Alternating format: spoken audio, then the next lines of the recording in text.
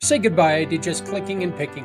The future of giving begins now with the new Come Together movement. Download our free Community Pay It Forward app. It's your gateway to shopping with purpose and supporting the causes that you care about. You tell us who you'd like to support by selecting your mission. Whether it's helping veterans, feeding families, or supporting local schools, your purchases help fund real change. Shop like you normally do. No extra steps, no added costs. Just make your everyday spending count by choosing one of our partner businesses. Every purchase you make turns into real support. A percentage goes directly to your selected cause. It's automatic, it's effortless, and it's powerful. You're not just a customer, you're a partner in making a difference. Our app makes it easy for you to track your impact and share it with all of your friends. So why just shop when you can shop with a purpose? Download, select, shop, and support because your choices matter. When you shop with the Community Pay It Forward partners, no one needs to go it alone when we all come together.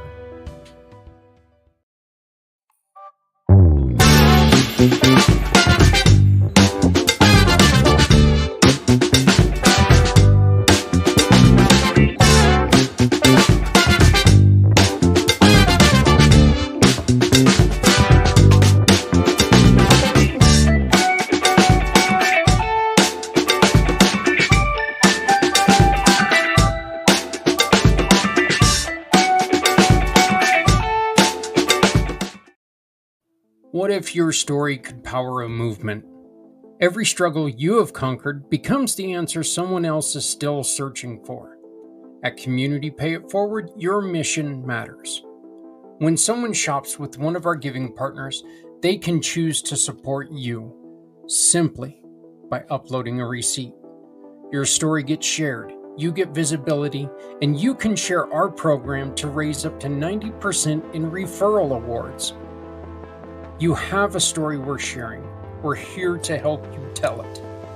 Apply today by using the QR code or at communitypayitforward.us. Because your story deserves to be shared.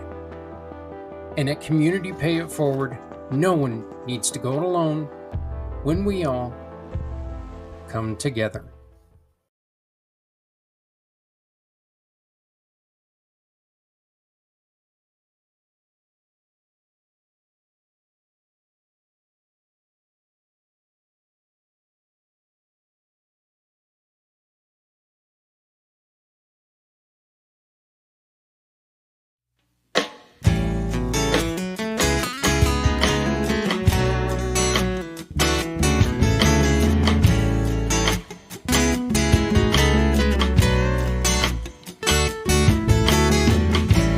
Born into a real fight wasn't right. Where can she dream here? Took a hold of her life, left at night, stepping out of her fear. Bring me home. How to look. Great Wednesday evening to all of you. It is Community Impact. We have recorded this show partly because I have no idea how long this crazy idea is going to take. I say crazy idea because I wanted to do something that I really think that more people maybe need to do. A lot of times, not trying to get on anybody, all right? And first and foremost, I just want to say that I'm not trying to get on anybody. But I'm going to do something tonight that I think that we all should do. I'm also going to be doing this with another very important document. I just have not come up with exactly when I'm going to do that yet, because right now I'm trying to do all this in one day, which is just ridiculously poorly planned by me. It's all on me. We all know what this week is. As far as I'm concerned, it is just about the greatest holiday that we as Americans have. The 4th of July means everything to you if you're in this country. Saying this, I also understand that the 4th of July does not mean the same thing to everyone in this country. Juneteenth is very important for our African American brothers and sisters because that is when they gained their true freedom. That's one of the misconceptions about this holiday. This is not the day that we in America defeated the British and became free. This is the day that we told the king and the people of England, you want to be friends? We're friends, but you are no longer our keeper. You are no longer our ruler. We're going to do this ourselves. I'm going to read the Declaration of Independence tonight. I'm going to read word for word without changing a word in the New English Version. I am not educated enough to read as it was written. And I'm not talented enough to act like I'm from ye good old days, Congress and stuff like that. I can't do that. So I am going to read the Declaration of Independence. I'm going to break it down in a way that is important. Nothing I say tonight, I guess I should amend that. I probably, knowing me, I'm going to put my opinions in somewhere. But the things that I'm going to say tonight are true. They are factual. And if you need to know where we found the facts, you can always contact us. I have no problem sharing them.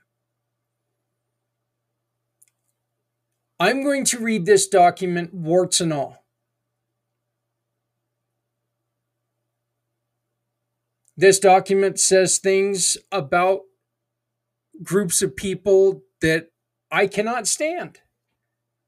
The way that it portrays them. It portrays the First Nations people as heathens, I believe, or savages, one of the two.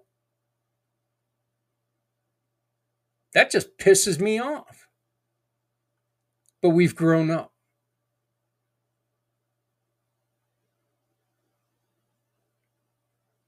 I will also be doing this about the Constitution, where I read it as is with only facts, no opinion.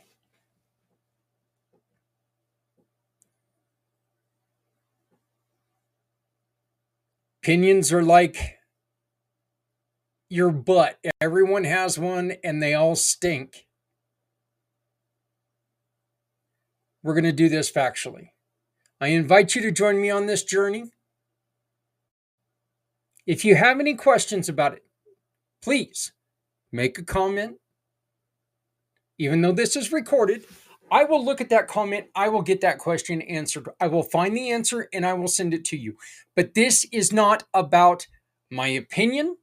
This is not about my politics. This is not about anything but the Declaration of Independence in honoring the men and women who have served this country since this document was first put together.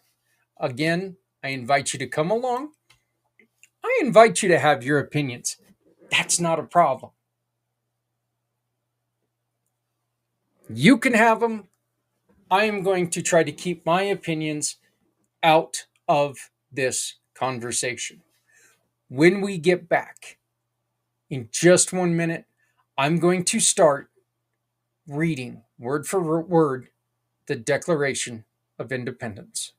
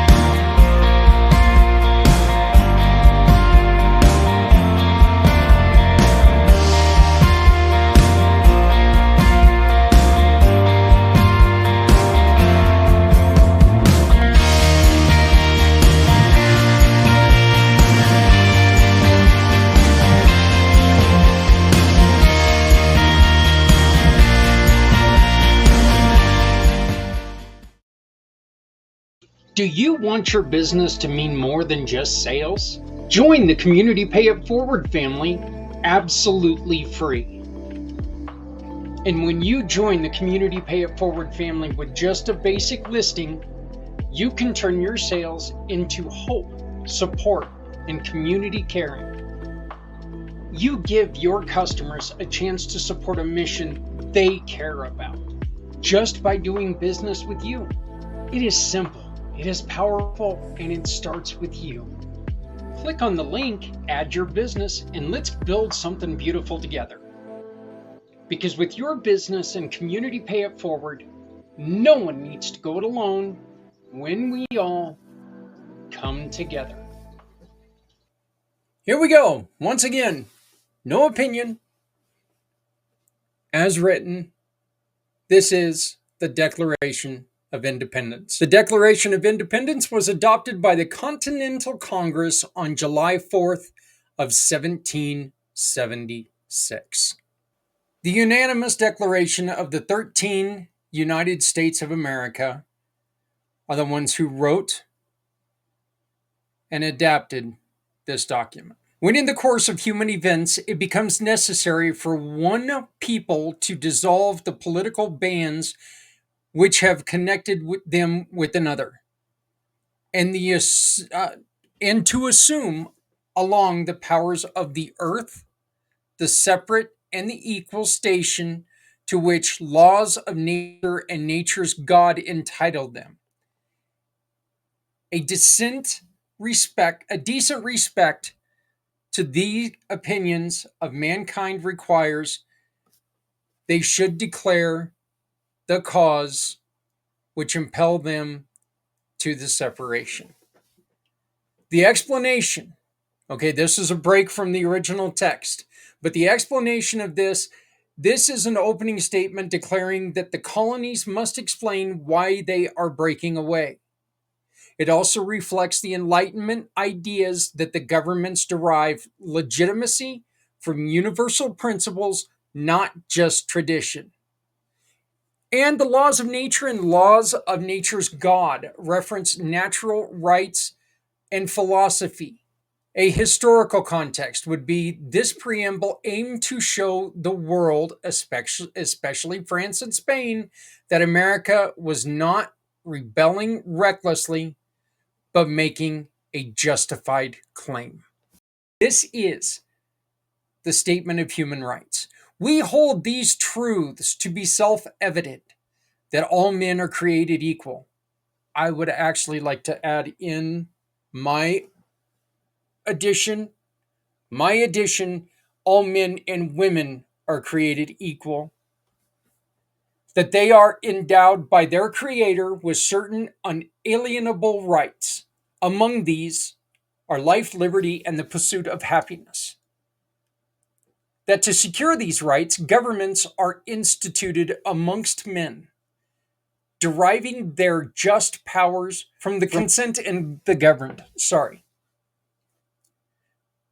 That whenever any form of government becomes destructive of these ends, it is the right of the people to alter or abolish it, and to institute new government, laying its foundation on such principles and organizing its powers in such form as to them shall seem most likely to affect their safety and happiness. Folks, I am struggling through this a little bit. This is a hard document to read. It truly is. I would, I'm not going to put it in the area of the Bible. Reading the Bible for me is so difficult because of the language barrier, but this is very difficult to read. What you just heard declares equality and unalienable rights, key enlightenment principles.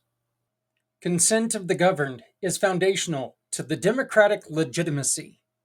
The people have the right to overthrow oppressive government, is one of the key statements in there. For historical context, directly challenges monarch and divine right. And it also justified revolution, not just as treason, but as an exercise of natural rights. We are back to the original text now. Prudence indeed will dictate that governments long established should not be changed for light and transient causes.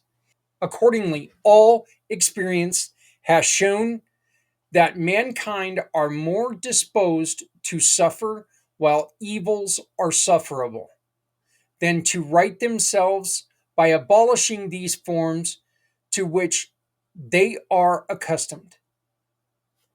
But when a long train of abuses and usurpations pursuing invariable the same object evinces a design to reduce them under absolute disposition, it is their right, it is their duty to throw off such a government and provide new guards for their future security. The explanation here. This acknowledges that government shouldn't be changed lightly. This is telling them this is not something we're doing on a whim. This isn't because you gave us French fries when we wanted tater tots. This was real thought behind this. It emphasizes that revolution is justified only after repeated abuses. And it lays the groundwork for listing grievances. Okay, so here's what we're going to do. There are 27 different grievances that they sent to the king. Okay, and what we're going to do first is I'm going to read the section, then I'm going to read a highlight of the grievances, and then I'm going to go back and I'm going to read the grievances as listed. So this section's going to take a little bit of time. Such has been the patent sufferance of these colonies, and such is now the necessity which constrains them to alter their former system of government. The history of the present king of Great Britain is history of repeated injuries and usurpations, all having in direct object to the establishment of an absolute tyranny over these states. To provide this, let the facts be submitted to a candid world. Once again, explanation here. This establishes that the king has committed repeated wrongings. And it also prepares to list the specific examples. He has refused assent to laws, the most wholesome and necessary for public good. He has forbidden his governors to pass laws of immediate or pressing importance, unless suspended in their operation till his assent should be obtained. And when so suspended, he has utterly neglected to attend them.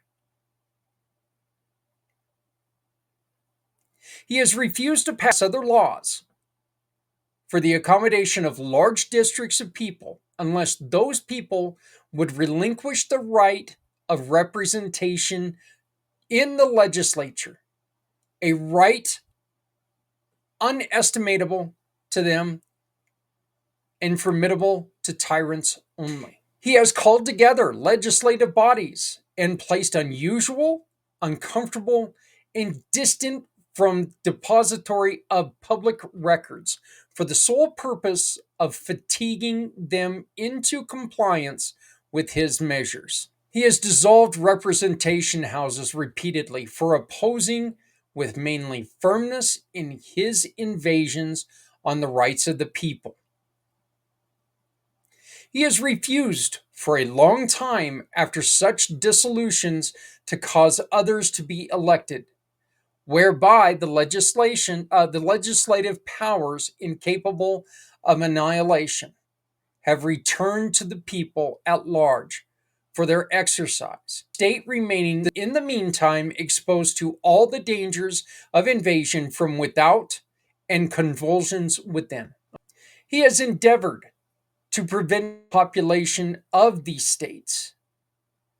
For that purpose, obstructing the laws for naturalization of foreigners, refusing to pass others to encourage their migrations hither, and raising the conditions of the new appropriations of land.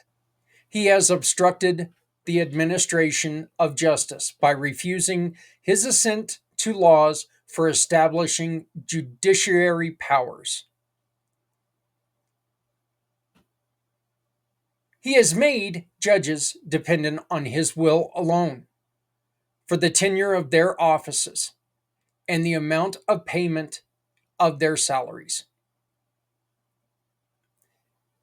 He has erected a multitude of new offices and sent hither swarms of officers to harass our people and eat out their substance. He has kept among us in times of peace standing armies without the consent of our legislatures. He has affected to render the military independent of the superior to the civil power. He has combined with others to subject us to a jurisdiction foreign to our Constitution and unacknowledged by our laws, giving his assent to their acts of pretend legislation, for quartering large bodies of armed troops among us, for protecting them by a mock trial from punishment of any murders which they should commit on the inhabitants of these United States, for cutting off our trade with all parties of the world, for imposing taxes on us without our consent, for depriving us, in many cases, of the benefits of trial by jury, and for transporting us beyond seas to be tried for pretend offenses, for abolishing a free system of English laws in neighboring province,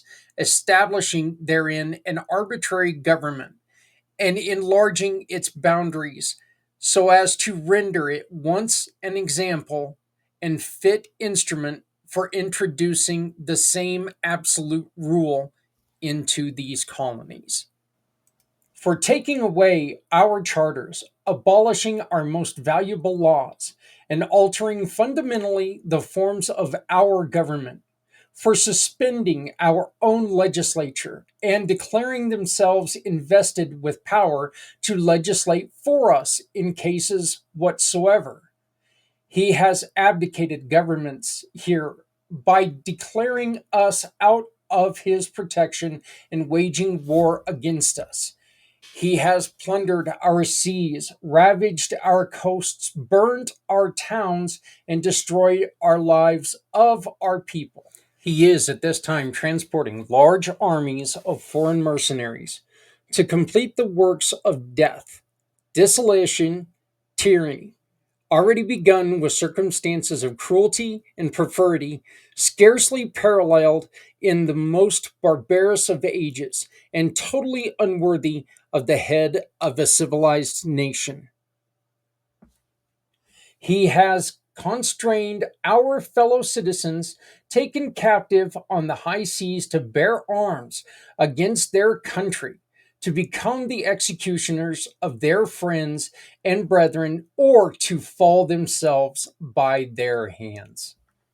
He has excited domestic insurrections among us and has endeavored to bring on the inhabitants of our frontiers the merciless Indian savages whose known rule of welfare is undistinguished destruction of all ages, sexes, and conditions. I do want to say again, this is the word as written. This is not, I don't agree with all of it. It's just the way it was written. The highlights of these 27 grievances as they go down. There was obstruction of self government. It dissolved the colonial legislation, and it refused laws necessary for public good.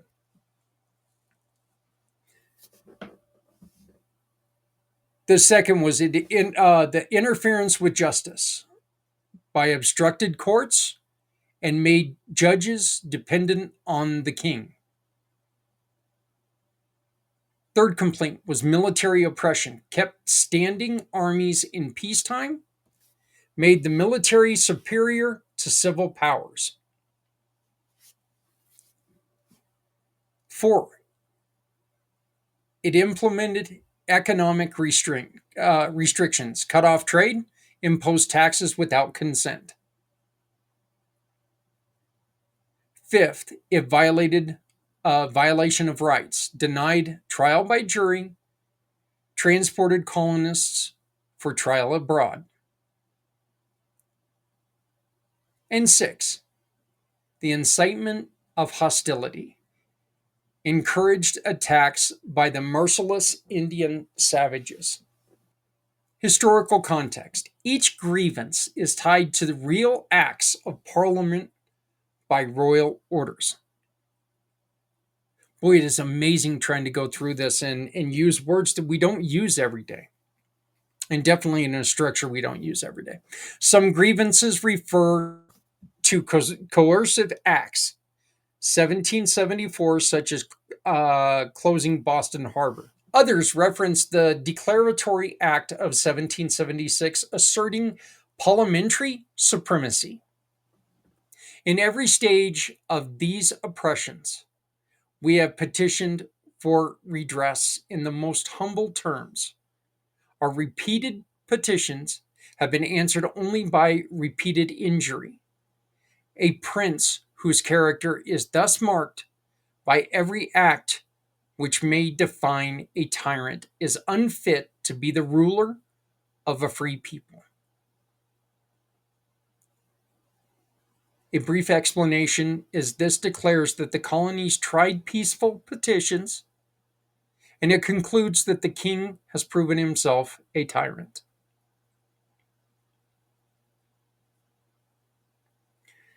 Your historical context on this refers to petitions such as the Olive Branch Petition of 1775.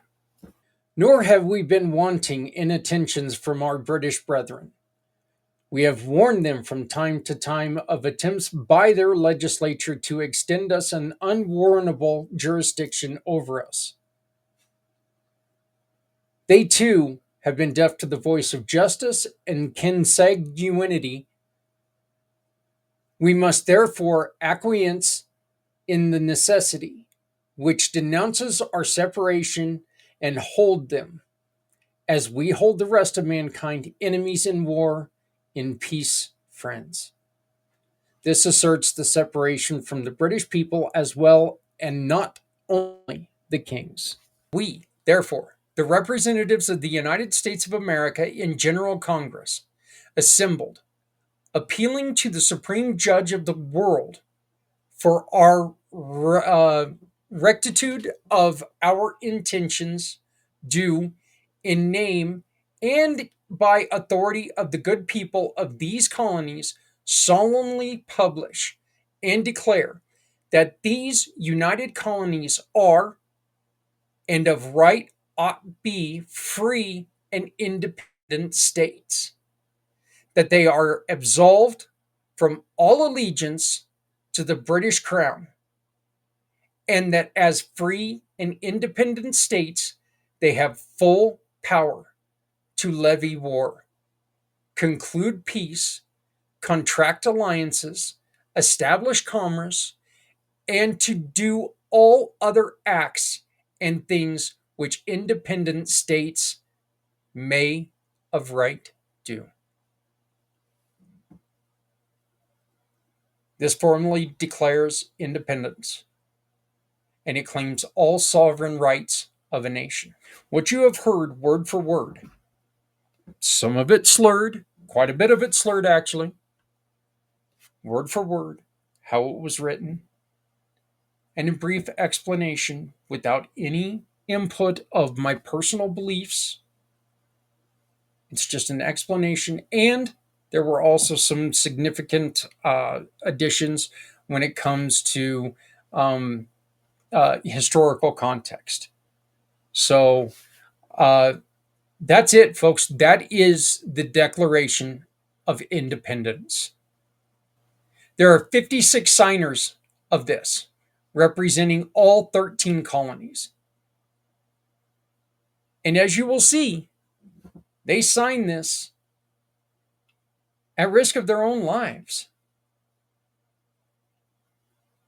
In Delaware, we had George Reed, who lived from 1733 to 1798. He was a lawyer and politician, served in the Continental Congress and later a U.S. Senator. He initially favored reconciliation with with Britain, but signed the Declaration of Independence.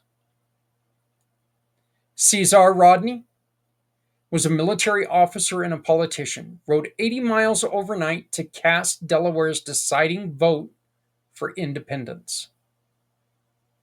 And he served as the president of Delaware. Interesting fact there, isn't it? President of Delaware. Lastly, from Delaware, you have Thomas McKean, 1734 to 1817. A lawyer, later Chief Justice and Governor of Pennsylvania. Held multiple offices during the Revolution. Signed later due to an absence when the Declaration was adopted. The most signers of the Declaration are right here, Pennsylvania.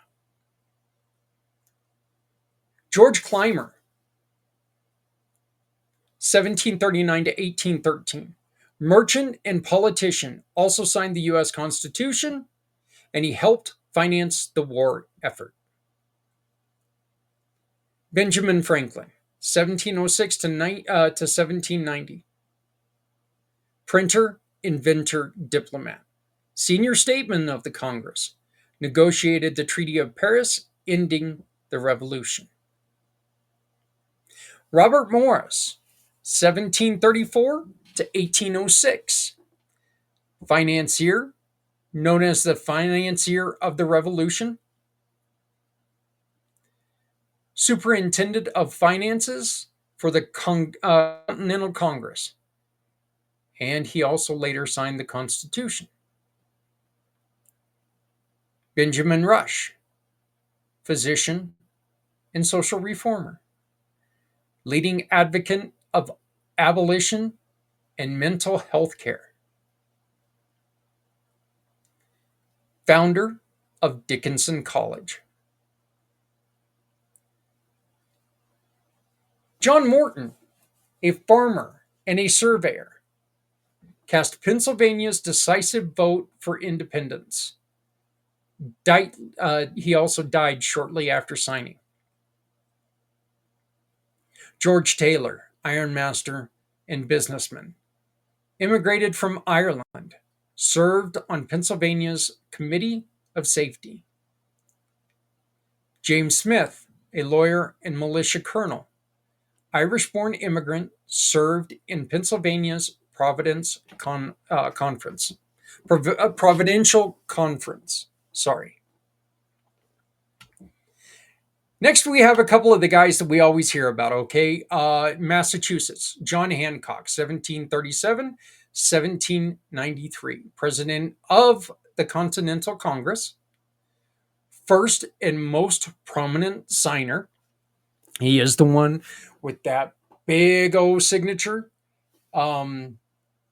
And his statement was something about, well, I wanted to make sure that the king sees it. Later, governor of Massachusetts. Samuel Adams, political organizer and revolutionary leader. Instrumental in organizing the Boston Tea Party. Later served as lieutenant governor and governor of Massachusetts. John Adams, lawyer and diplomat, draft the Declaration, and second president of the United States. Robert Treat Paine, lawyer and judge, prosecuted the Boston Massacre trial.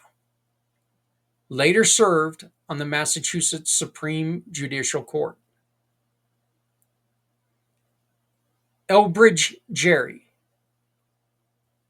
merchant and politician, later Vice President of the U.S. The term gerrymandering is derived from his name. Gerrymandering is a verb, and it means manipulate the boundaries of an electoral constituency so as to favor one party or class. This allows you to achieve a result by manipulating the boundaries of an electoral constituency. A total freedom to gerrymander is the result they want. In New Hampshire, we had Josiah Bartlett, 1729 to 1795, a physician and judge, first to vote for independence, later governor of New Hampshire. William Whipple, 1730 to 1785, a merchant and ship's captain. Signed while serving in the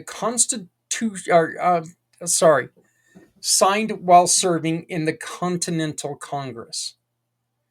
Later, a brigadier general in the militia. Finally, in New Hampshire, we had Matthew Thornton from 1714 to 1803, who was a physician, arrived late and signed later. Served as president of New Hampshire's Executive Council.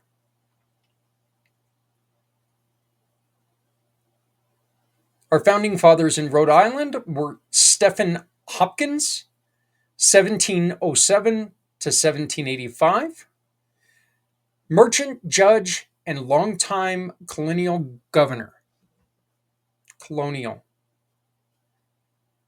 Our founding fathers in Rhode Island are Stephen Hopkins, 1707 to 1785. He was a merchant, a judge, and a longtime colonial governor. Signed despite a severe tremor in his hand. Delegate to Albany Congress of 1754. William Ellerly, 1727 to 1820, a lawyer and customs collector, replaced Samuel Ward after his death, advocate for independence and abolition. From New York, we had William Floyd, 1734 to 1821. Wealthy landowner, his property was occupied by the British during the war, and he later served in Congress as a state senator. Philip Livingston, from 1716 to 1778, merchant and philanthropist in English, helped to fund the war effort, died in 1778 while serving in Congress. Francis Lewis, 1713 to 1802, merchant born in Wales. His wife was captured by the British, active in New York's Committee of Safety. And finally, Lewis Morris, 1726 to 1798, landowner and judge. His estate was ravaged during the during the war, and later served as a state senator. Next, we have New Jersey. Richard Stockton, 1730 to 1781, lawyer and jurist, captured and imprisoned by the British. Health declined after his release. John Witherspoon, Presbyterian minister, and president of Princeton University, only clergyman signer, prominent educator of revolutionary leaders. Francis Hopkins, 1737 to 1791, lawyer, judge, and musician, as was Thomas Jefferson. Credited with designing elements of the U.S. flag, later a federal judge. John Hart, 1711 to 1779, farmer and legislator, fled British troops during the war, died in 1779 after years of poor health. And Abraham Clark, 1725 to 1794, surveyor and self-taught lawyer. His sons were captured and treated harshly in British prisons. He served in the Continental Congress until 1788.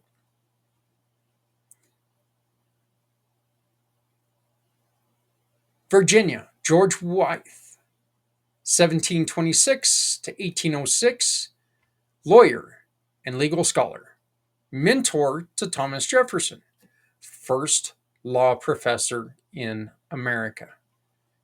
Richard Henry Lee, 1732 to 1794, introduced the Resolution for Independence, later President of Congress and U.S. Senator, from the influential Lee family.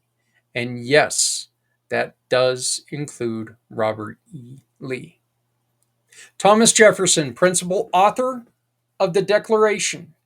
He was 1743 to 1826. Principal author of the Declaration, later third U.S. President and founder of the University of Virginia. Benjamin Harris, plantation owner and legislator, father of U.S. President William Henry Harrison, later governor of Virginia. Thomas Nelson Jr., 1738 to 1789, merchant and military leader, governor of Virginia, led Virginian troops during the siege at Yorktown. Francis Lightfoot Lee, 1734-1797, planter and legislator, brother of Richard Henry Lee, signed Articles of Confederation. Carter Braxton, 1736 to 1797, merchant and planter, suffered financial ruin supporting the Revolution. Served in Virginia legislature after the war. From North Carolina, we had William Hooper. He was a lawyer, early advocate of the independence. Property was destroyed by the British. Joseph Hughes, 1730 to 1779, merchant and shipbuilder, helped create the Continental Navy, and he died before the war ended. John Penn, 1741 to 1788. Very, very young man.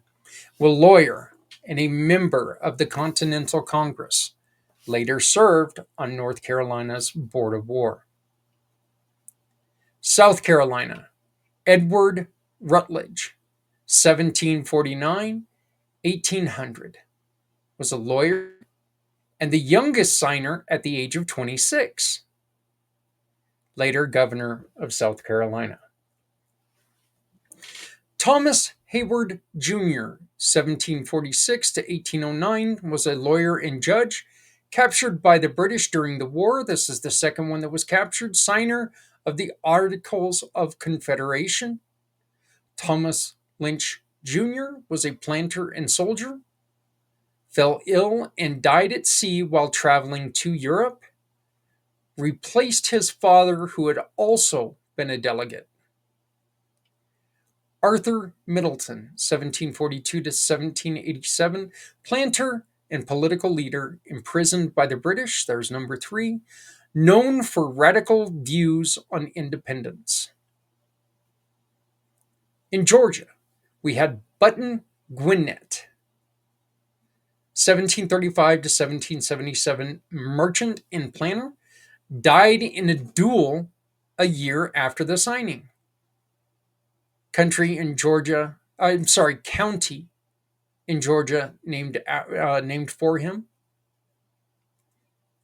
Lyman Hull, physician and minister, later governor of Georgia, helped establish the University of Georgia. George Walton, 1749 to 1804, was a lawyer and politician captured during the war. Later U.S. Senator and Chief Justice to Georgia.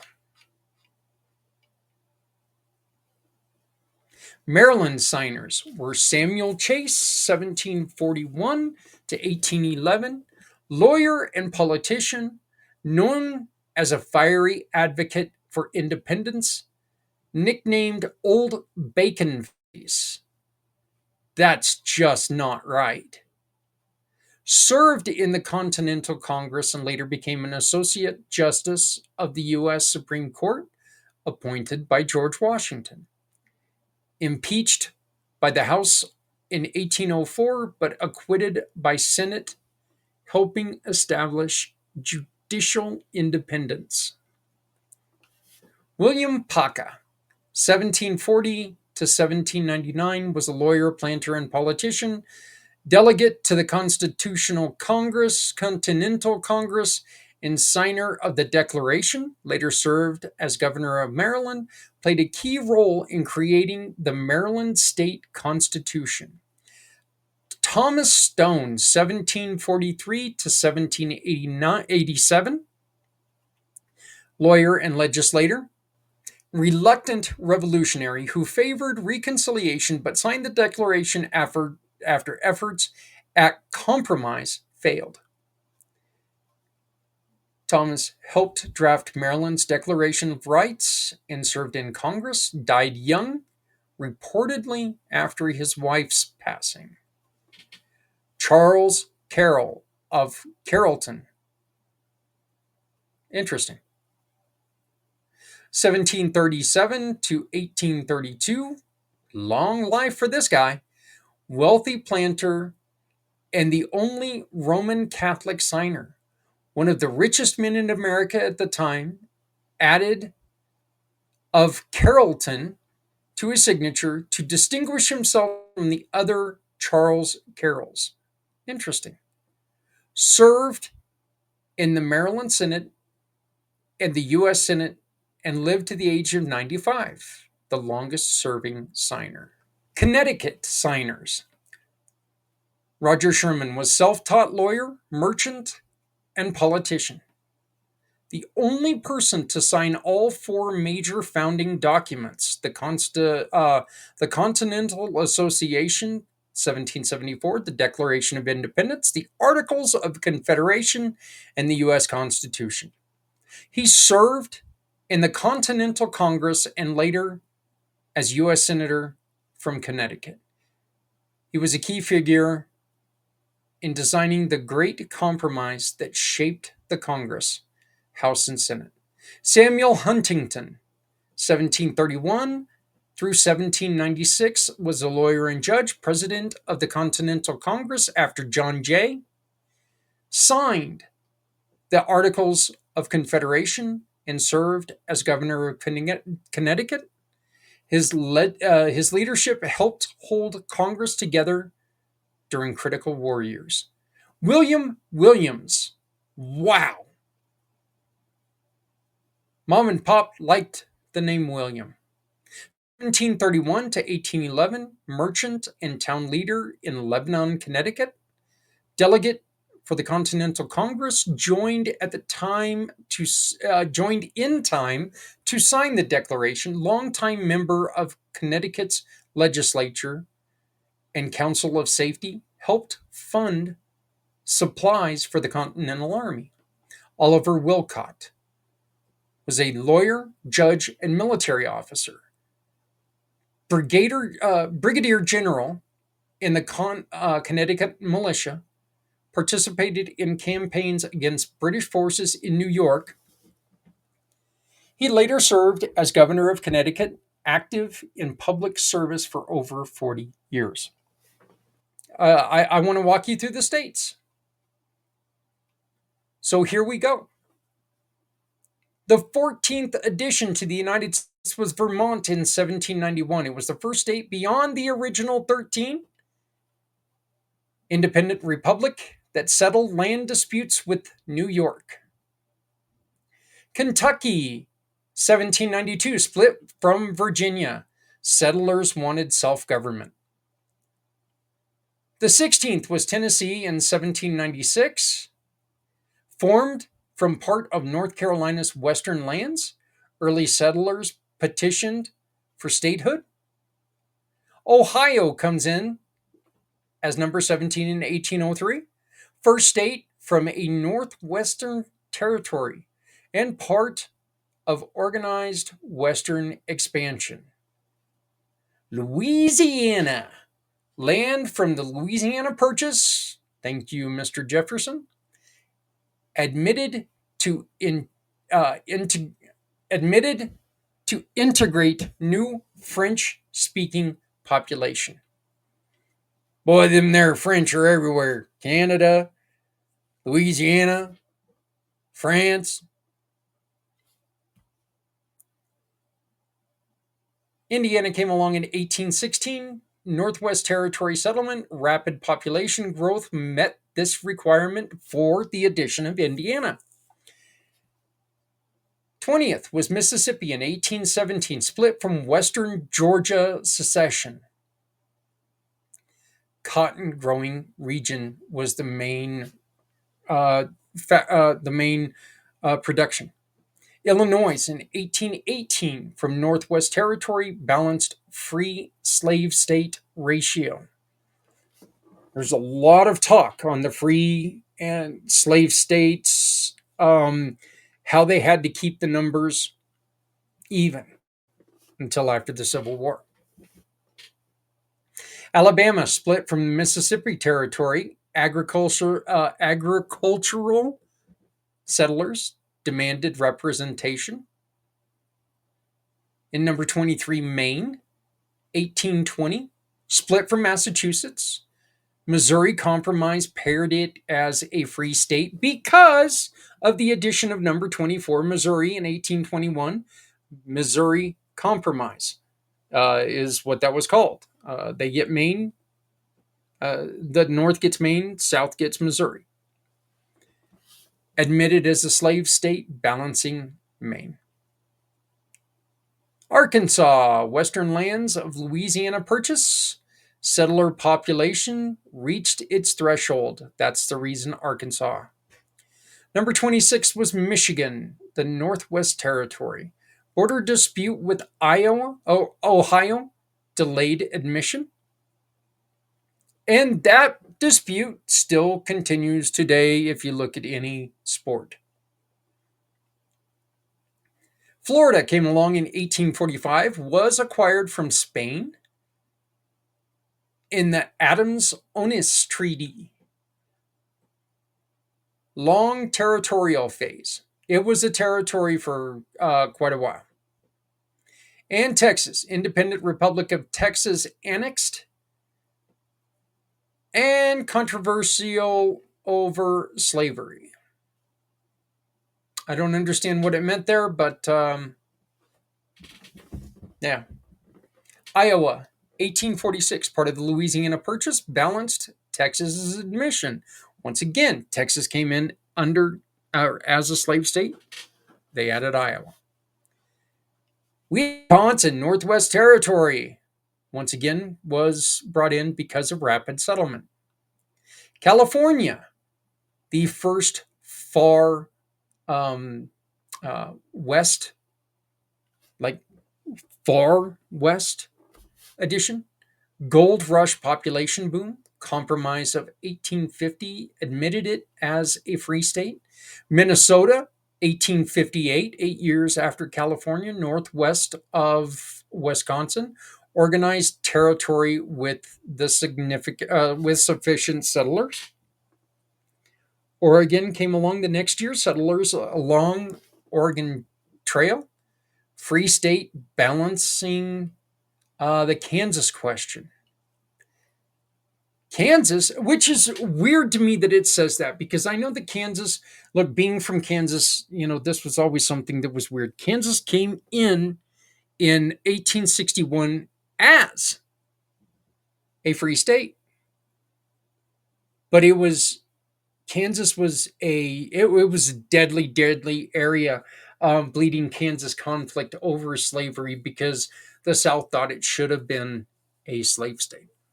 West Virginia, 1863, broke from Virginia during the Civil War as a Union region. And see, that right there is something I never knew, which was really cool. Doing this, I learned a lot of stuff about the birth of our country just doing this study. Nevada, silver mining and Union loyalty, admitted during the Civil War. Nebraska came in, Kansas-Nebraska Act territory, because of homesteaders. Then we have, look at this, 9 years later, we have the great state of Colorado, the Centennial State, because of the mining boom. Best flag in the Union. Saying it now, best state in the Union. And because I'm saying it now, that's got to be true, because it is true. Everything I'm saying on here is true. Okay, that's my opinion. Best state in the Union. I love my Colorado. I really do. North Dakota Territory became North Dakota in 1889. Again, we have a difference of 13 years here. So in between Colorado and North Dakota, there was a 13-year pause in growth. Railroads drove the settlement. South Dakota in 1889, the same year, same as North Dakota, split because of political balance. Montana, 1889. Mining and cattle ranching growth. It was a territory for quite a few years. It was a territory for, 25 years. So Montana just became a state after 25 years of territory. Number 42 added was Washington in 1889. Oregon country settlement. Lumber and trade was the main reason why it was birthed. Idaho, mining frontier. Enough population for a statehood. Wyoming, first to grant women voting. Ranching and mining, and Wyoming is mentioned quite often in the railroad sagas. Along with Utah. Utah was first established as a Mormon settlement, and statehood was delayed over polygamy. In 1907, look at this, we're in the 1900s now. 1907, Indian Territory merged with Oklahoma Territory. Land runs brought settlers. New Mexico came about in 1912, long territorial phase, Spanish and Native heritage. Arizona came out in 1912 as well, last of the contiguous states, mining and agriculture. So now you have the formation of the continental United States. Then along came Alaska in 1959, purchased from Russia in 1867. It had so I mean, look at that. It was in United States territories for almost 100 years, but it was not a state until 1959. Strategic importance in the Cold War. And Hawaii became a state in 1959, former kingdom and U.S. territory. Military significance, especially during World War II. The flag for Hawaii really freaked me out. When I found the flag for Hawaii, it really freaked me out because it still got the British flag on it. It was weird. So, Washington, D.C. is next. Washington, D.C. was established in 1790, and these are just the territories, folks, not the states. These are not states. They're not seen as states. They are territories of the United States. You can have your opinions on whether they ought to be states or not. I will just say this. If you are part of the United States, you ought to be a state.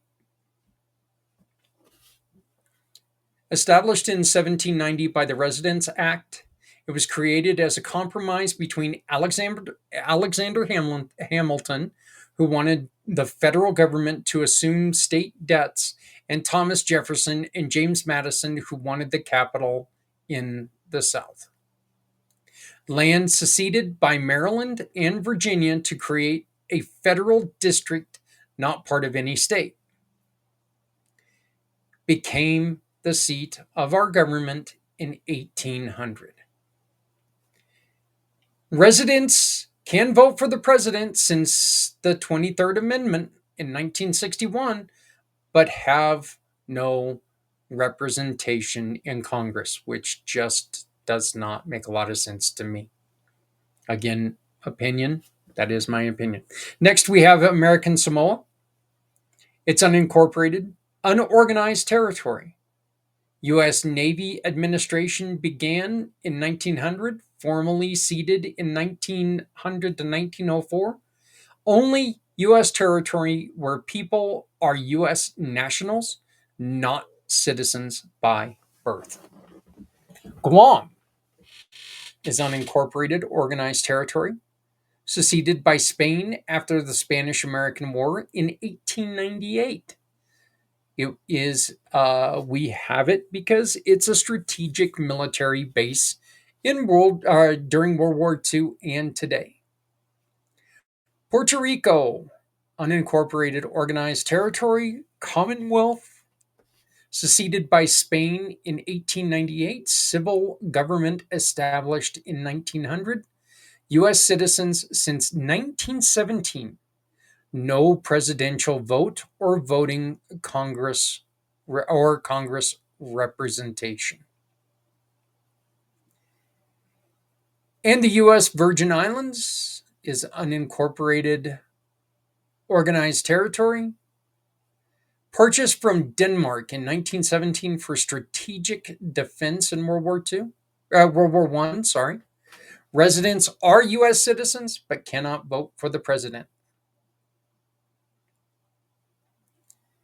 The Northern Mariana Islands, Commonwealth in political union with the U.S., became a U.S. administered UN trust territory after World War II, covenant to establish Commonwealth signed in 1975, effective in 1986, and U.S. citizenship granted in 1986. Again, I'd like to make the point that this was, with the exception of like three things, this was not my opinion. This was not thought.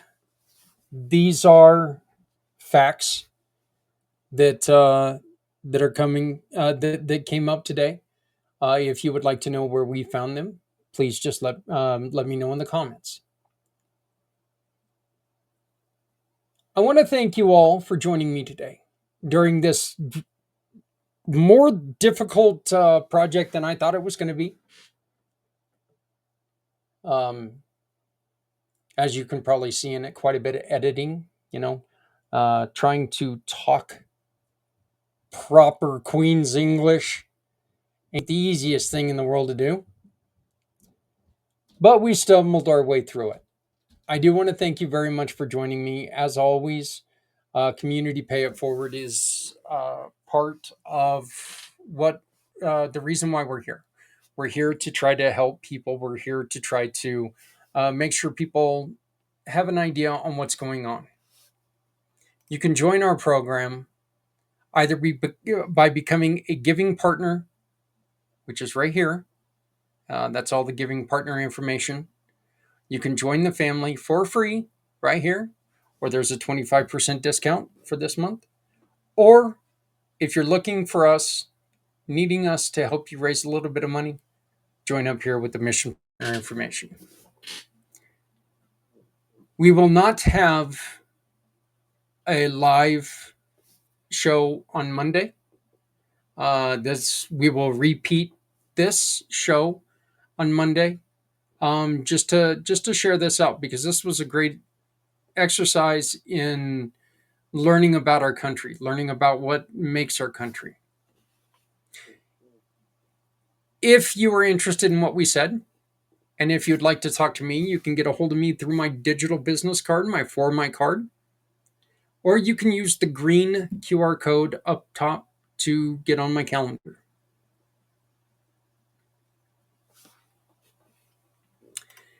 You can support our show. Well, oops.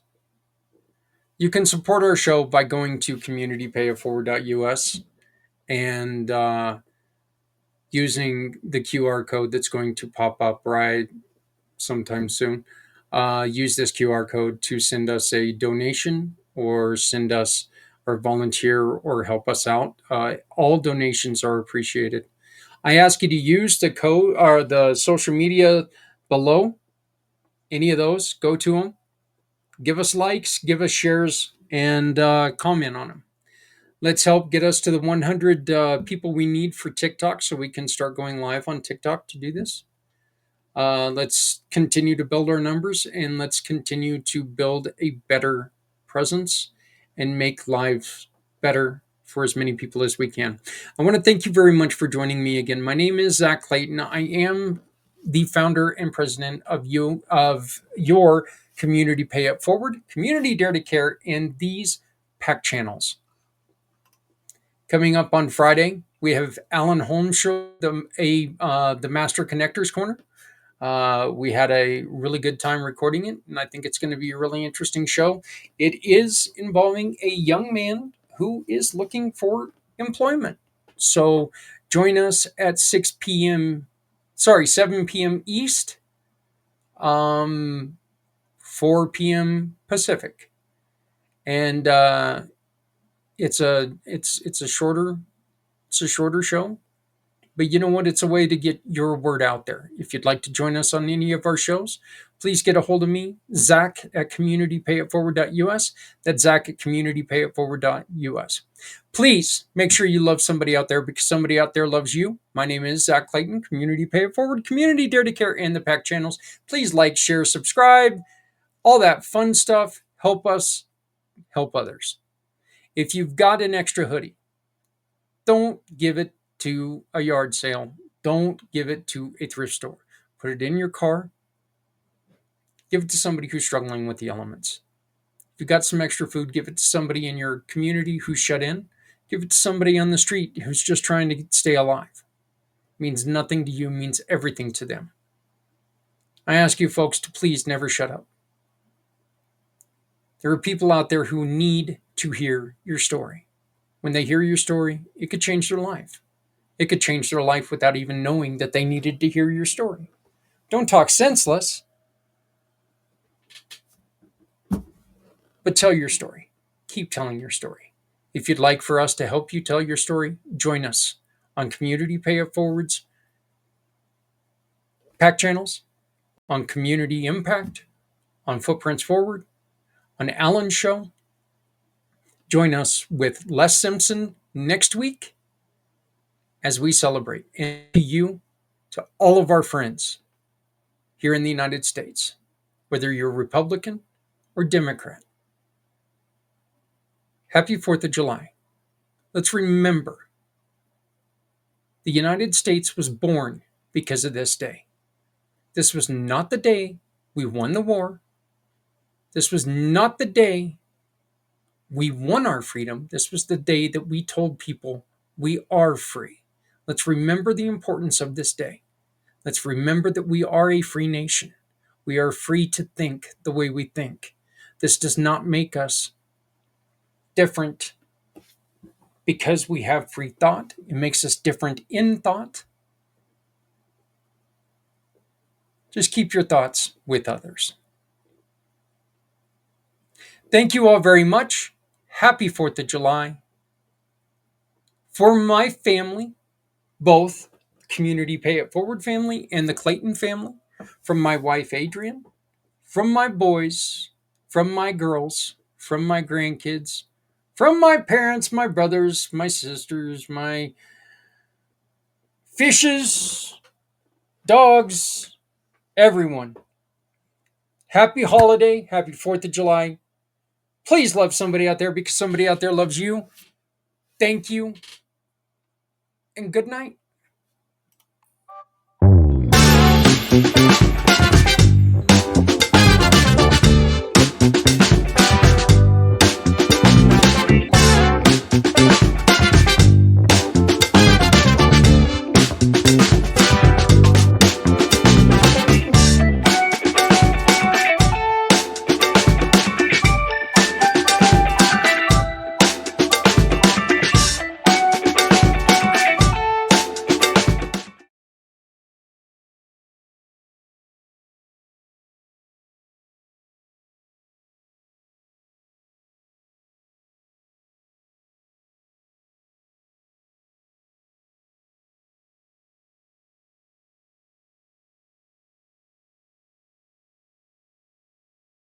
Say, bring me home, out alone, you show me the way. You wanna hold the heart of Sunset Boulevard. Bring me here, 'cause it's not quite clear to be a part of Sunset Boulevard.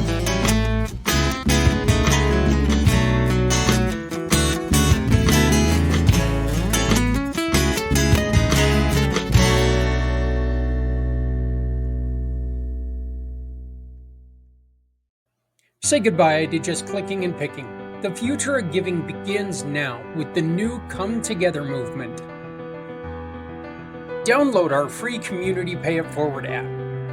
It's your gateway to shopping with purpose and supporting the causes that you care about.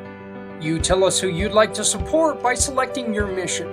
Whether it's helping veterans, feeding families, or supporting local schools, your purchases help fund real change. Shop like you normally do. No extra steps, no added costs. Just make your everyday spending count by choosing one of our partner businesses. Every purchase you make turns into real support. A percentage goes directly to your selected cause.